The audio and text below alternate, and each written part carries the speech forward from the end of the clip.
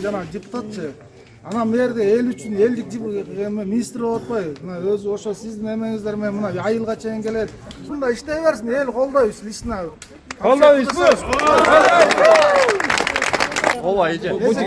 Жаштардын эмеси жок койду. Урматтуу эл өкүлдөрү өз жакта отуруп жана аларды сындап